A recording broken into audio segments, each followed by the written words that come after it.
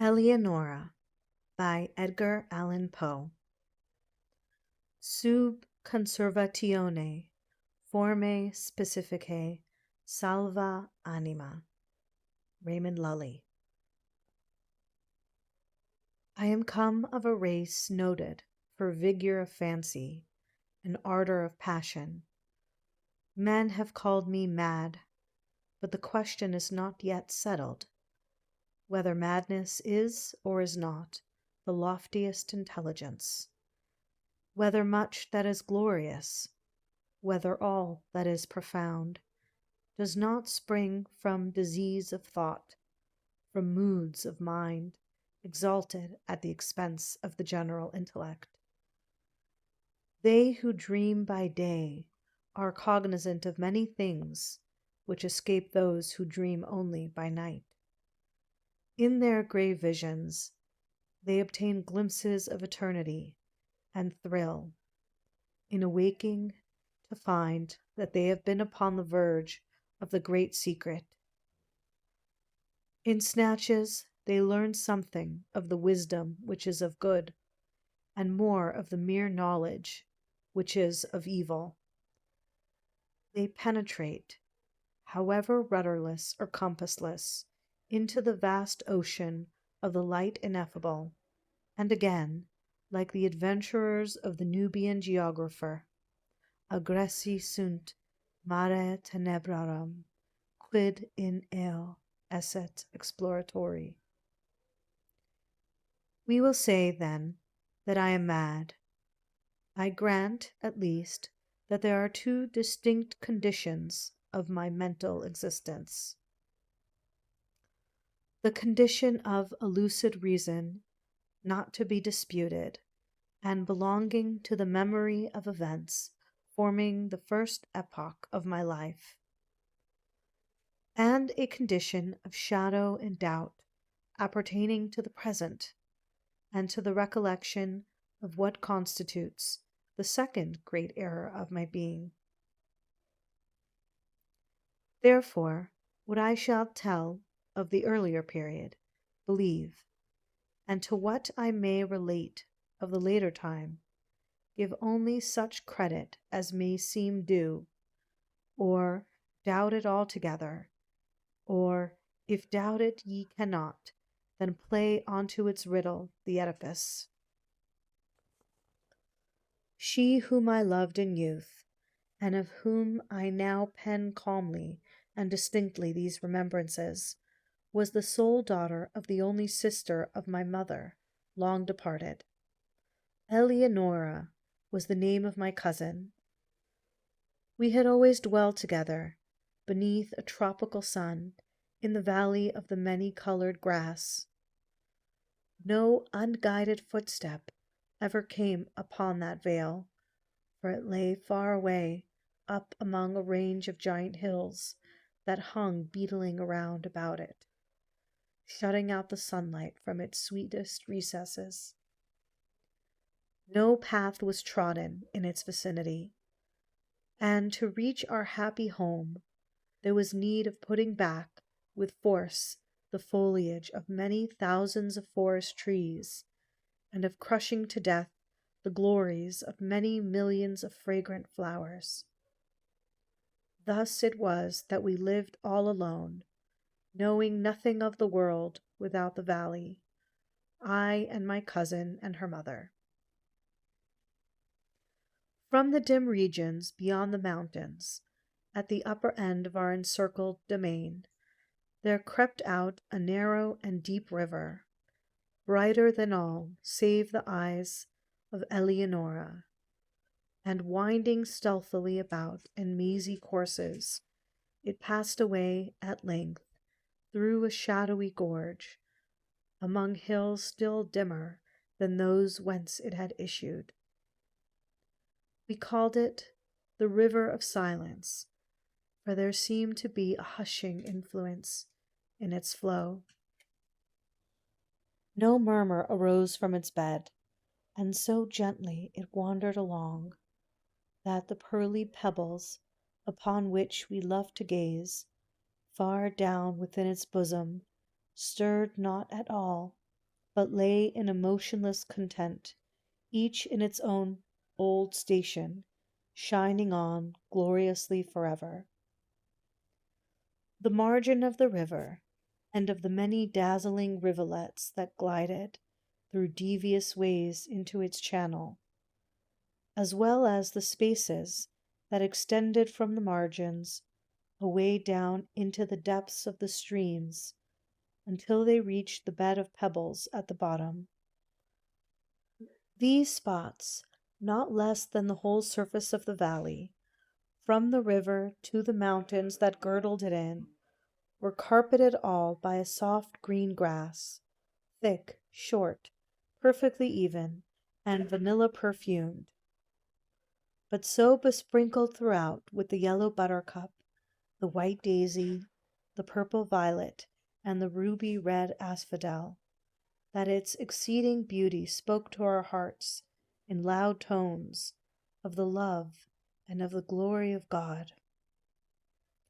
And here and there, in groves about this grass, like wildernesses of dreams, sprang up fantastic trees, whose tall, slender stems stood not upright, but slanted gracefully towards the light that peered at noonday into the center of the valley. Their bark was speckled with a vivid alternate splendor of ebony and silver, and was smoother than all save the cheeks of Eleonora, so that but for the brilliant green of the huge leaves that spread from their summits in long tremulous lines, dallying with the zephyrs, one might have fancied them giant serpents of Syria, doing homage to their sovereign the sun. Hand in hand about this valley, for 15 years, roamed I with Eleonora before love entered within our hearts. It was one evening, at the close of the 3rd lustrum of her life, and of the 4th of my own, that we sat, locked in each other's embrace, beneath the serpent-like trees, and looked down within the waters of the river of silence at our images therein. We spoke no words during the rest of that sweet day, and our words, even upon the morrow, were tremulous and few. We had drawn the god Eros from that wave, and now we felt that he had enkindled within us the fiery souls of our forefathers, the passions which had for centuries distinguished our race, came thronging with the fancies for which they had been equally noted, and together breathed a delirious bliss over the valley of the many-colored grass. A change fell upon all things. Strange, brilliant flowers, star-shaped, burst out upon the trees where no flowers had been known before. The tints of the green carpet deepened, and when one by one the white daisies shrank away, there sprang up, in place of them, 10 by 10 of the ruby red asphodel, and life arose in our paths, for the tall flamingo, hitherto unseen, with all gay glowing birds, flaunted his scarlet plumage before us. The golden and silver fish haunted the river, out of the bosom of which issued, little by little, a murmur that swelled at length into a lulling melody more divine than that of the harp of Aeolus, sweeter than all save the voice of Eleonora. And now, too, of a luminous cloud, which we had long watched in the regions of Hesper, floated out thence, all gorgeous in crimson and gold, and settled in peace above us, sank day by day, lower and lower, until its edges rested upon the tops of the mountains, turning all their dimness into magnificence, and shutting us up as if forever within a magic prison house of grandeur and of glory.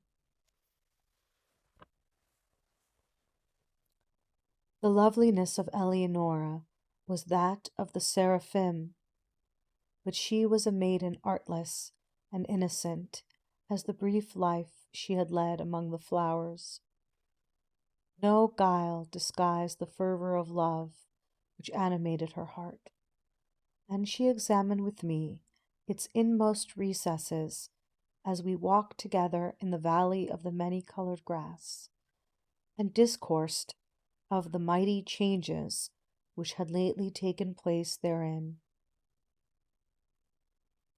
At length, having spoken one day, in tears, of the last sad change which must befall humanity, she thenceforward dwelt only upon this one sorrowful theme,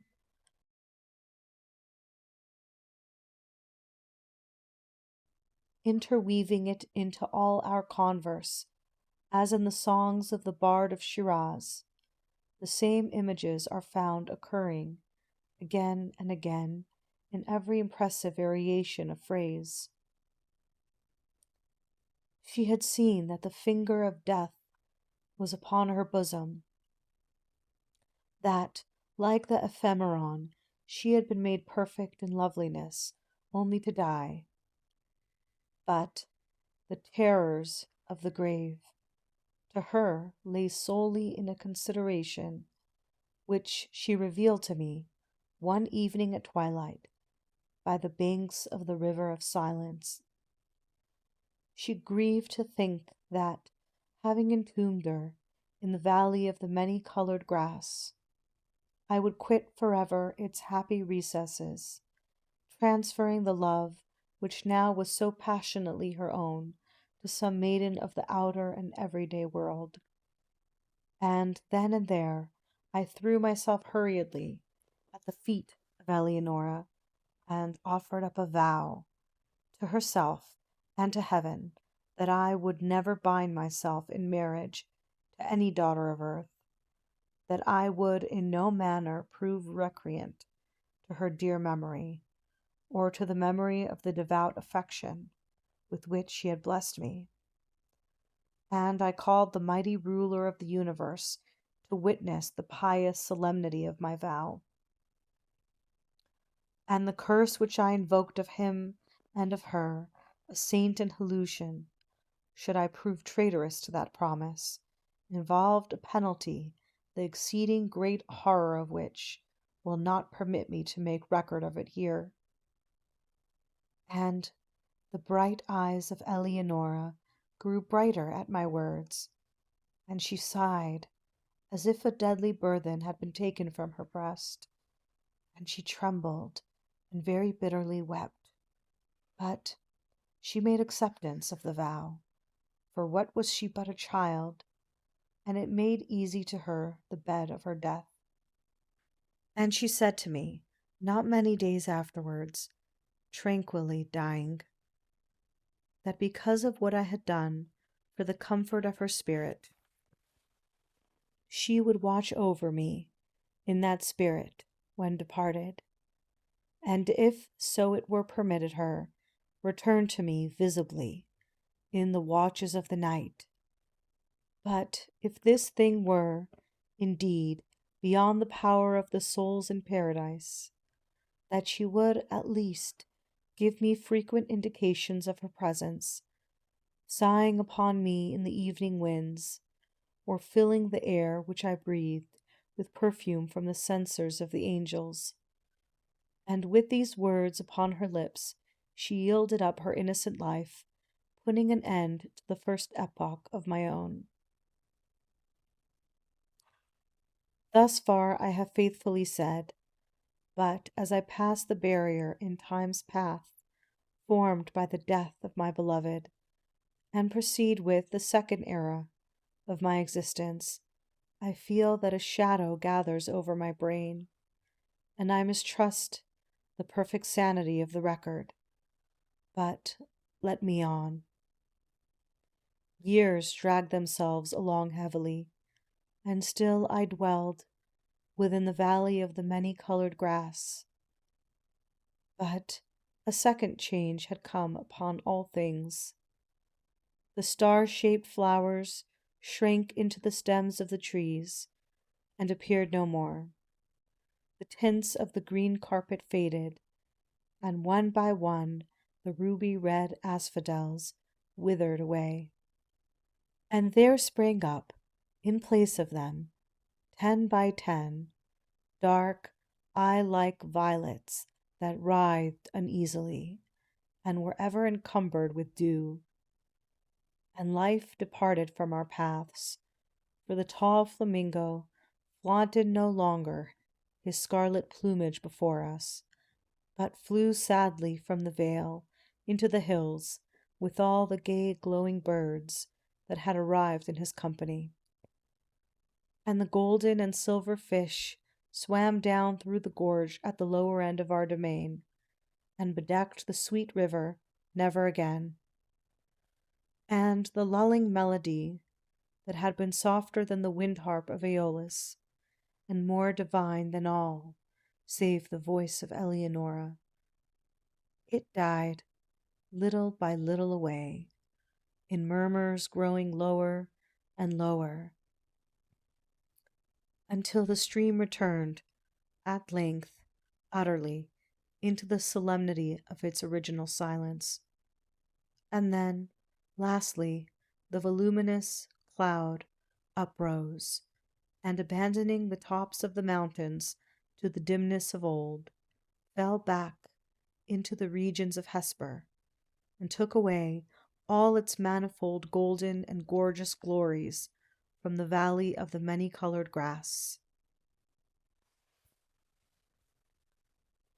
Yet the promises of Eleonora were not forgotten, for I heard the sounds of the swinging of the censers of the angels, and streams of a holy perfume floated ever and ever about the valley. And at lone hours, when my heart beat heavily, the winds that bathed my brow came unto me, laden with soft sighs, and indistinct murmurs filled often the night air. And once, oh, but once only, I was awakened from a slumber, like the slumber of death, by the pressing of spiritual lips upon my own. But the void within my heart refused, even thus, to be filled. I longed for the love which had before filled it to overflowing. At length, the valley pained me through its memories of Eleonora, and I left it forever for the vanities and the turbulent triumphs of the world. I found myself within a strange city, where all things might have served to blot from recollection the sweet dreams I had dreamed so long in the valley of the many-colored grass, the pomps and pageantries of a stately court, and the mad clangor of arms, and the radiant loveliness of woman, bewildered and intoxicated my brain. But, as yet, my soul had proved true to its vows, and the indications of the presence of Eleonora were still given me in the silent hours of the night. Suddenly, these manifestations they ceased, and the world grew dark before mine eyes, and I stood aghast at the burning thoughts which possessed, at the terrible temptations which beset me. For there came from some far, far distant and unknown land, into the gay court of the king I served, a maiden, to whose beauty my whole recreant heart yielded at once, at whose footstool I bowed down without a struggle, in the most ardent, in the most abject worship of love. What indeed was my passion for the young girl of the valley in comparison with the fervor and the delirium and the spirit-lifting ecstasy of adoration with which I poured out my whole soul in tears at the feet of the ethereal Ermengarde? Oh, bright was the seraph Ermengarde, and in that knowledge I had room for none other. Oh, divine was the angel Ermengarde, and as I looked down into the depths of her memorial eyes, I thought only of them and of her. I wedded, nor dreaded the curse I had invoked, and its bitterness was not visited upon me. And once, but once again in the silence of the night, there came through my lattice the soft sighs which had forsaken me, and they modeled themselves into familiar and sweet voice, saying, "Sleep in peace, for the spirit of love reigneth and ruleth, and in taking to thy passionate heart her who is Ermengarde, thou art absolved, for reasons which shall be made known to thee in heaven, of thy vows unto Eleonora."